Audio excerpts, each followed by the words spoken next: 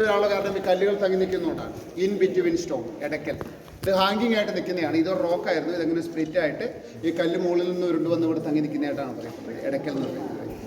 ഇതിൻ്റെ പ്രത്യേകത കേവിൻ്റെ ഏകദേശം 6000 വർഷം മുൻപ് മുതലേ ജനങ്ങൾ ഇതിൻ്റെ ഉള്ളിൽ ഒരു വീടായിട്ട് ഉപയോഗിച്ച് താമസിക്കുന്ന പറയുന്നത്. ആ സമയത്ത് അവർക്ക് എന്നോട് സംസാരിക്കാൻ ലാംഗ്വേജ് നെറ്റസ് ഇല്ലാത്തതുകൊണ്ടും പിന്നെ അവർ കണ്ട കാര്യങ്ങൾ അവർ യൂസ് ചെയ്തത് അവരുടെ കൂടെ ഉണ്ടായിരുന്നത് ഒക്കെ അവർ ചിത്രങ്ങളായിട്ട് വരച്ചു വെച്ചു. നമ്മൾ നവീന ശിലായുഗം പ്രാചീന ശിലായുഗം പഠിക്കുന്നതിൽ നവീന ശിലായുഗത്തിൽപ്പെട്ട ചിത്രങ്ങളാണ്. എടക്കൽ ഗുഹ പ്രശസ്തമാകുന്നത് ഇത്തരം ചിത്രങ്ങളുള്ള ഇന്ത്യയിലെ തനി ഏക സ്ഥലം എടക്കൽ കേവാണ്. അതുകൊണ്ടാണ് എടക്കൽ ഗുഹ പ്രശസ്തമാകുന്നത്. 6000 വർഷം മുൻപ് മുതൽ സ്റ്റെപ്പ് ബൈ സ്റ്റെപ്പ് ജനങ്ങൾ താമസിച്ചിരുന്നു. പിന്നെ അവിടെ 2 ലിപികളുണ്ട്. അവിടുന്ന് കാണുന്നുണ്ടോ? അവിടെ 2 ലിപികളുണ്ട്. അത് മുതൽ 2500 വർഷം പഴക്കം പറയപ്പെടുന്നത്. അത് ട്രാൻസ്ലേറ്റ് ചെയ്യപ്പെട്ടിട്ടാണ്. ബ്രാഹ്മി തമിഴിൽ എഴുതിയിരിക്കുന്നത് പല പുലിയെക്കുന്ന ധൈര്യശാലിയായ നേതാവ് ഗുഹയിൽ താമസിക്കുന്നു എന്നാണ്. അതിൽ മെയിൻ ചിത്രം എന്ന് പറയുന്നത് നിങ്ങൾ എണീക്കുവാണെങ്കിൽ കാണാൻ പറ്റുള്ളൂ. ഇവിടെ ഒരു ട്രൈബൽ ലീഡർ നിൽക്കുന്നുണ്ട്. കൈ കയറി പിടിച്ച് ഫെദറിന്റെ ക്രൗണൊക്കെ ധരിച്ച് നിൽക്കുന്ന ഒരു ട്രൈബൽ ലീഡറിന്റെ ചിത്രമാണ്.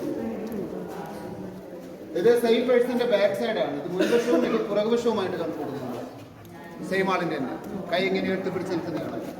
ഈ റൗണ്ട് കാണുന്നത് ഒരു മുഖം, കണ്ണ് മൂക്കും ഒക്കെ കാണുന്നത് റൗണ്ട് ഉണ്ട്. മുഖം കാണുന്നുണ്ട്. അതിന്റെ വലത്തേൽ ഒരു ആനയുടെ ചിത്രമുണ്ട്, എലിഫന്റ്. ഇവിടെ ഒരു സ്ത്രീയും കുട്ടിയും കൈപിടിച്ച് നിൽക്കുന്നുണ്ട്. ഒരു സ്ത്രീയുണ്ട് ഇവിടെ, ഇവിടെ ഒരു കുട്ടിയും കാണുന്നില്ല. ഇവിടെ ഒരു റൗണ്ട് ഉണ്ട്. അത് കാണുന്നത് നമ്മൾ സൂര്യനെ അനുസ്മരിക്കുന്നു. പണ്ട് കാലത്ത് ജനങ്ങൾ ദൈവമായിട്ട് അരച്ചിരുന്നു സൂര്യൻ. സൂര്യന്റെ മുകളിൽ 2 ലേനങ്ങനെ മേലോട്ട് പോകുന്നത് അതൊരു പീക്കോക്ക്, ഒരു മയിലിന്റെ ചിത്രം, മയിലിന്റെ തല മുകളിൽ. ഓക്കെ, ഇവിടെ നമ്മൾ ലാഡർ പോലെ കാണുന്നുണ്ട്. ആ കോർണറിൽ സ്റ്റെപ്പായിട്ട് ലാഡർ പോലെ കാണുന്നത് അതൊരു ഉന്തുവണ്ടിയുടെ ചിത്രം. അതിന്റെ നടുക്ക് 2 ചെറിയ വീലുകളുണ്ട്. അപ്പോൾ ഉന്തുവണ്ടി വരാൻ കാരണം പറയപ്പെടുന്നത് 6000 വർഷങ്ങൾക്ക് ശേഷം പിന്നെ 4000, 3000, 2000 അങ്ങനെ സ്റ്റെപ്പായിട്ട് ജനങ്ങൾ താമസിക്കുന്ന പറയപ്പെടുന്നത്. അതുകൊണ്ടാണ് ഉന്തുവണ്ടിയുടെ ചിത്രം വരാൻ കാരണം. പിന്നെ പറയപ്പെടുന്ന വീലുകൾ 10000 വർഷം മുൻപ് തന്നെ കണ്ടുപിടിച്ചിട്ടുണ്ടെന്നാണ്. അപ്പം അങ്ങനെ പലതരത്തിലുള്ള ചിത്രങ്ങളാണ്. കല്ലുകൊണ്ട് കല്ലിന്മേൽ കോടി വരച്ച ചിത്രങ്ങളാണ്. ഇത് സാൻഡ് സ്റ്റോൺ ആണ്, വരയ്ക്കാൻ എളുപ്പമാണ്. അപ്പം അങ്ങനെ പലയിടത്തുള്ള ചിത്രങ്ങൾ കൊണ്ടാണ് എടക്കൽ ഗുഹ പ്രശസ്തം. കണ്ടുപിടിക്കുന്നത് 1894 അന്നത്തെ മലബാറിൻ്റെ പോലീസ് സൂപ്രണ്ടായിരുന്ന ഫെഡറിക് ഫൗസറ്റ് എന്ന് പറയുന്ന ബ്രിട്ടീഷുകാരനാണ്.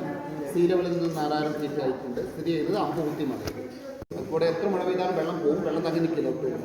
അതുകൊണ്ടാണ് ജനങ്ങൾ ഇതിൻ്റെ ഉള്ളിൽ ഒരു സ്റ്റെപ്പായിട്ട് താമസിച്ചെന്ന് പറയുന്നത്. റോക്ക് ഷെൽട്ടറായിട്ട് ഇവർ താമസിച്ചു. പക്ഷേ ചിത്രങ്ങൾ കൊണ്ടാണ് എടക്കൽ ഗുഹ പ്രശസ്തമായത്. കുറേ ചിത്രങ്ങളുണ്ട്, 500ഓളം സ്ക്വയർ ഫീറ്റ് ചിത്രങ്ങളുണ്ട്. ഇതിൽ 20% നമുക്ക് കണക്കാമായിട്ടുണ്ട്, കുറച്ച് ഓവർലേക്ക് ആയിട്ടുണ്ട്.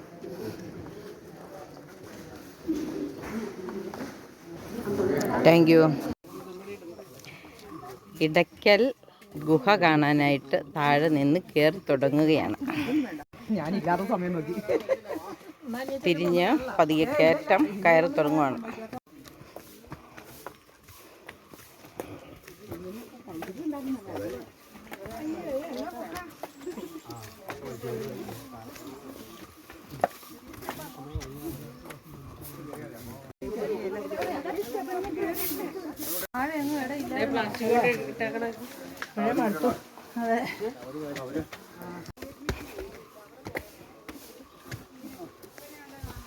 കയറാൻ ഭാഗത്തിന് അടിച്ച് ക്ലീൻ ആക്കുന്നുണ്ട്.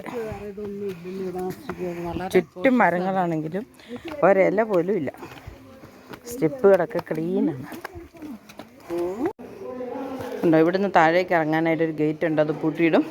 ഈ 2 പാറകളുടെ ഇടയ്ക്ക് കൂടി ഗുഹയിലേക്ക് ഇറങ്ങിയിട്ട് അവിടെയാണ് എഴുത്തുകളൊക്കെ ഉള്ളത്. ഉണ്ടോ, പാറയ്ക്കുള്ളിലൂടെ കയറി പോണത്.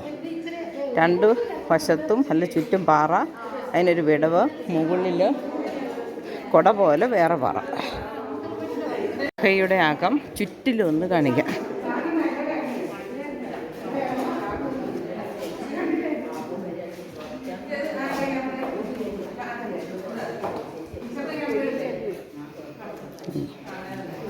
ഇതിലൂടെയാണ് മുകളിലേക്ക് കയറുന്നത്. നല്ലൊരു മിനുസമുള്ള കല്ലാണ്. ഈ കല്ല് കയറി നിന്നാണ് എല്ലാവരും.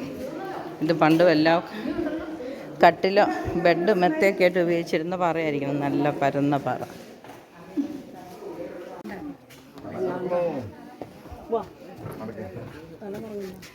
ഗുഹയുടെ നടുക്ക് കണ്ട ഒരു പാറക്കെട്ടിനുള്ളിൽ വാലോ എല്ലാം കൊണ്ടിട്ടായിരിക്കും ഒരു പന വളർന്നു നിൽക്കുന്നു. മുകളിലെത്തി ഇനി ഗുഹയ്ക്കുള്ളിലേക്ക് ഇറക്കമാണ്. ഇത്രയും സ്റ്റെപ്പുകൾ ഇറങ്ങണം. 18-ാം പടി കയറുമെന്ന് പറഞ്ഞാൽ 18 പടിയുണ്ട്. 18 പടി ഇറങ്ങിയാണ് ഗുഹയ്ക്ക് ഇറങ്ങിയത്. കണ്ടോ?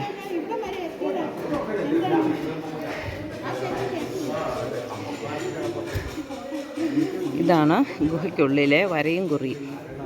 ഇംഗ്ലീഷ് അക്ഷരങ്ങളൊക്കെ ഏതോ പിള്ളേർ അതിൻ്റെ ഇടയ്ക്ക് എഴുതി വെച്ചിട്ടുണ്ട്. ഇതുകൊണ്ട്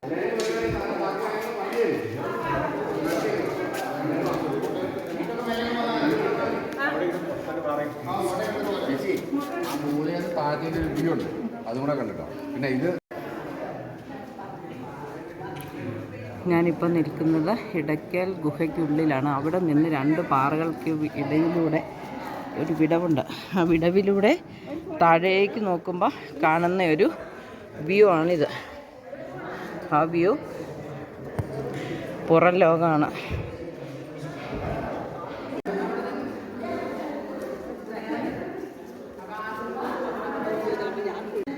അങ്ങ് കാണുന്ന സ്റ്റെപ്പിലൂടെയാണ് ഗുഹയ്ക്കുള്ളിലേക്ക് ആളുകൾ ഇറങ്ങുന്നത്. ഗുഹയുടെ മുകളിൽ കണ്ടോ, പാറ കൊണ്ട് തന്നെ അടച്ചിരിക്കുകയാണ്.